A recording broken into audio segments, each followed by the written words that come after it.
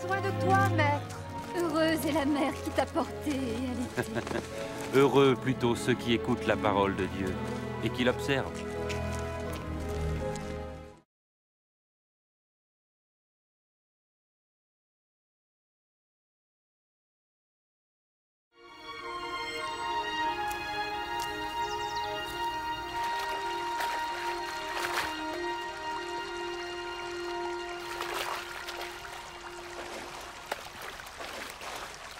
Apprends-nous à prier, comme Jean l'a appris à ses disciples.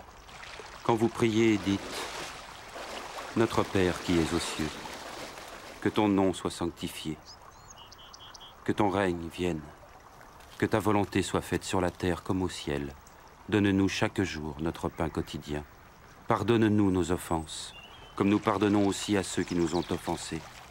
Protège-nous contre la tentation et délivre-nous du mal. »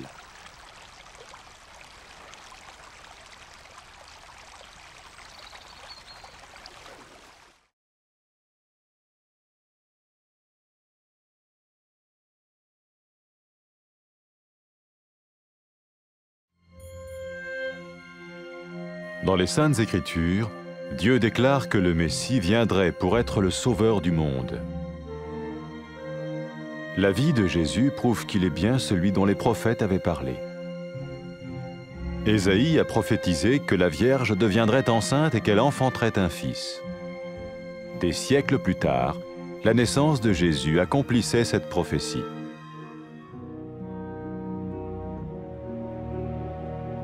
Les Saintes Écritures déclaraient que le saint à naître serait appelé le Fils de Dieu.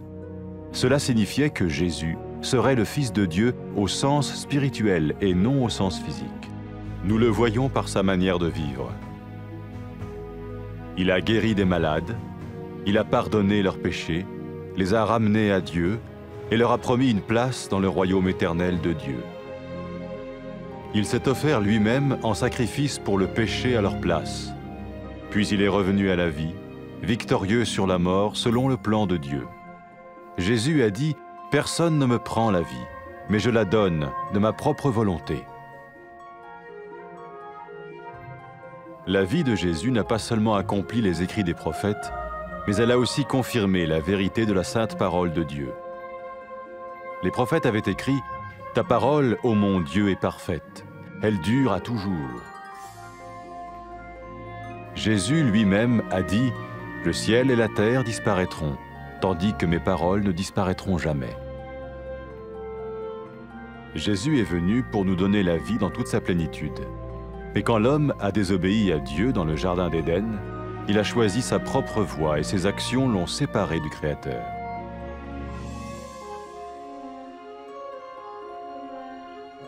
Les Saintes Écritures déclarent que tous ont péché et que le salaire que paye le péché, c'est la mort. Il s'agit de la mort spirituelle, éternelle séparation d'avec Dieu. Mais tout comme Dieu a donné un bélier pour qu'il meure à la place du fils d'Abraham, ainsi il a envoyé Jésus, le Messie, mourir à notre place. Sa vie, sa mort et sa résurrection restaurent la relation entre Dieu et tous ceux qui mettent leur confiance en lui. Maintenant, non seulement Jésus pardonne les péchés de ceux qui le suivent, mais il les sauve aussi du jugement éternel de Dieu. Ils sont sûrs d'aller au paradis et de vivre avec lui pour toujours. C'est cette vie et cette liberté de la culpabilité et du pouvoir du péché que Jésus offre à chacun aujourd'hui. Cela ne veut pas dire suivre une religion, mais choisir d'avoir foi en Jésus qui dit « Je me tiens à la porte et je frappe. Si quelqu'un entend ma voix et ouvre la porte, j'entrerai chez lui. » Cela veut dire se tourner vers Dieu et croire que Jésus vient dans nos vies pardonner nos péchés et nous rendre tels qu'il veut que nous soyons. Il ne suffit pas d'approuver intellectuellement ce qu'il dit, ni de vivre une expérience émotionnelle. Nous le recevons par grâce, au moyen de la foi, par un acte de notre volonté. Lorsque quelqu'un est prêt à suivre Jésus le Messie, il peut lui parler par une simple prière. Peut-être êtes-vous prêt maintenant à ouvrir votre vie à Dieu. Si oui, vous pouvez vous joindre à la prière suivante, silencieusement. dans votre cœur. Seigneur Jésus, j'ai besoin de toi. Merci d'être mort sur la croix pour mes péchés.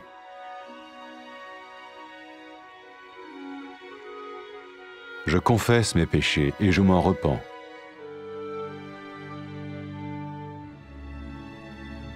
Je t'ouvre la porte de ma vie et je te reçois comme mon Sauveur et Seigneur.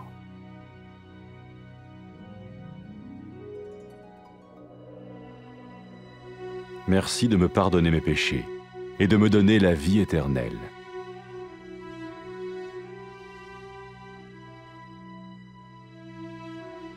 Fais de moi le genre de personne que tu veux que je sois.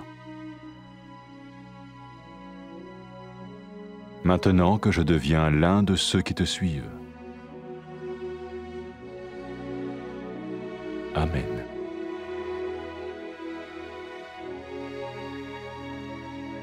Jésus a dit à propos de ses disciples, « Mes brebis écoutent ma voix, je les connais et elles me suivent. » Pour expérimenter la vie en abondance promise par Jésus, ceux qui le suivent parlent à Dieu chaque jour dans la prière et lisent ou écoutent sa parole. Ils parlent de lui à d'autres personnes et rencontrent régulièrement ceux qui l'aiment et le suivent. N'oubliez pas sa merveilleuse promesse. Tout pouvoir m'a été donné dans le ciel et sur la terre. Et sachez-le, je vais être avec vous tous les jours, jusqu'à la fin du monde.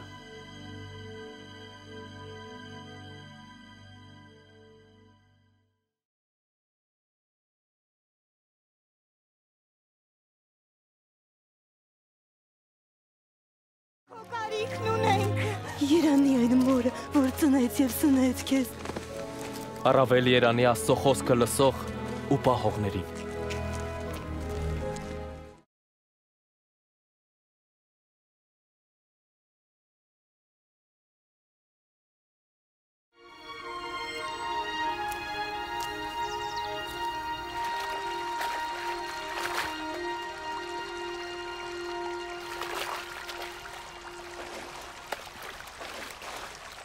Մեզ աղոթեր սովորեցրու, ինչպես Հովանեսը սովորեցրեց։ Երբ աղոթեք ասեք.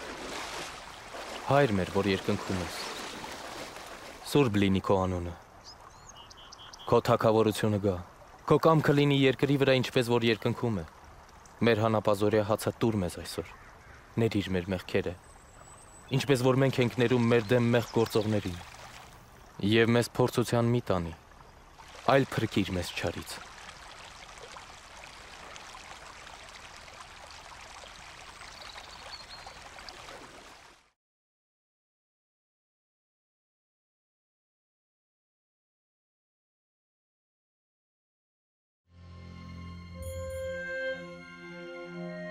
Սուրբ գրքում Աստված հայտնում է, որ Մեսիան պիտի գա և դառնա աշխարհի փրկիչը։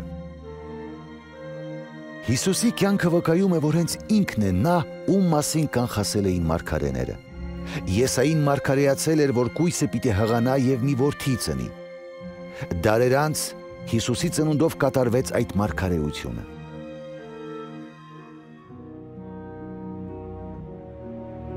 Աստվածաշունչը վկայում է, որ այն Սուրբը, որ պետք է ծնվեր, Աստծո որդի է կոչվելու, նշանակում է, որ Հիսուսը պետք է կոչվեր Աստծո որդի։ Սա մենք տեսնում ենք իր ապրած կյանքում։ Նա բուժեց մարդկանց, ներեց նրանց մեղքերը, մոտեցրեց Աստծուն և տեղ խոստացավ նրանց Աստծո հավիտենական թագավորությունում։ Նա իր անձը տվեց նրանց փոխարեն, որպես մեղքերի պատարագ և հարություն առավ հաղթելով մահին։ Հիսուսն ասաց. «Ոչ ոք ինձնից չի կարող վերցնել իմ կյանքը, այլ ես ինքս եմ այն տալիս»։ Հիսուսի կյանքով ոչ միայն իրականացան մարգարեությունները, այլև հաստատվեց Աստծո սուրբ խոսքի ճշմարիտ լինելը։ Մարգարեները ասել էին. «Տիրոջ խոսքը անթերի է և հավիտենական»։ Հիսուսն ինքն ասաց. «Երկինքն ու երկիրը կանցնեն, բայց իմ խոսքերը երբեք չեն անցնի»։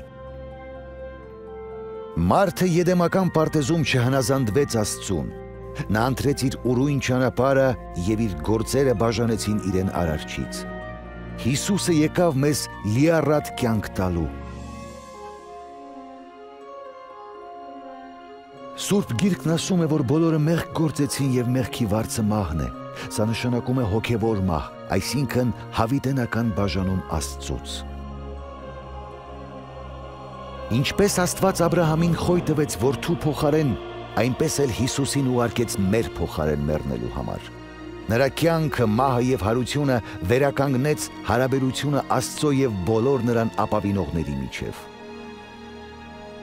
Այժմ ոչ միայն ներված են նրանց մեղքերը, ովքեր հետևում են Հիսուսին, այլև նրանք փրկված են Աստծո հավիտենական դատաստանից։ Նրանք գիտեն, որ դրախտը իրական է եւ որ ապրելու են նրա հետ հավիտյան։ Հիսուսն այսօր յուրաքանչյուր մարդու առաջարկում է կյանք եւ ազատություն մեղքից ու նրա իշխանությունից։ Սա չի նշանակում լոկ հետևել մի կրոնի, այլ վստահել Հիսուսին, որն ասում է. «Ահա ես դռան առաջ եմ եւ բախում եմ, եթե մեկը լսի իմ ձայնը եւ բացի դուռը, ես կմտնեմ նրա մոտ»։ Սա նշանակում է դառնալ Աստծուն եւ վստահել Հիսուսին, որ նա գա մեր կյանքի մեջ, ների մեր մեղքերը եւ դարձնի մեզ այնպիսին, ինչպիսին ինքն է ուզում։ Սակայն բավական չէ միայն մտքով համաձայնել նրա պահանջներին կամ զգացմունքային փորձառություն ունենալ։ Մենք հավատի միջոցով որպես շնորհ ընդունում ենք նրան մեր կամքի գործադրմամբ։ Երբ մարդիկ պատրաստ են դառնալ Հիսուսի, Մեսիայի հետևորդները, նրանք կարող են խոսել նրա հետ մի պարզ աղոթքի միջոցով։ Հավանաբար դու հիմա պատրաստ ես բաց անել քո սրտի դուռը Աստծո առջև։ Եթե այդպես է, կարող ես միանալ այս աղոթքին։ Տեր Հիսուս, ես քո կարիքն ունեմ։ Փառք քեզ, որ իմ մեղքերի համար մեռար խաչի վրա։ Ես խոստովանում եւ զղջում եմ իմ գործած մեղքերի համար։ Ես բացում եմ իմ սրտի դուռը եւ ընդունում քեզ որպես իմ փրկիչ եւ Տեր։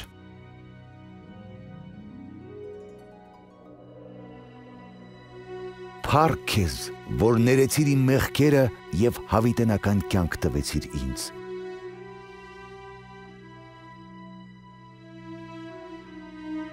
Դարձրու ինձ այնպիսին, ինչպիսին դու ես ուզում, որ լինեմ։ Քանի որ ես դարձա քո զավակը։ Ամեն։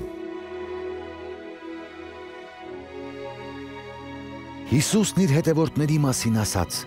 «Իմ ոչխարները լսում են իմ ձայնը եւ ես ճանաչում եմ նրանց, ու նրանք հետևում են ինձ»։ Հիսուսի խոստացած լիառատ կյանքը վայելելու համար նրա զավակները ամեն օր աղոթքով զրուցում են Աստծո հետ եւ կարդում ու լսում նրա խոսքը։ Նրանք պատմում են ուրիշներին Հիսուսի մասին եւ պարբերաբար հանդիպում են նրանց հետ, ովքեր սիրում եւ հետևում են նրան։ Հիշեք նրա հրաշալի խոստումը.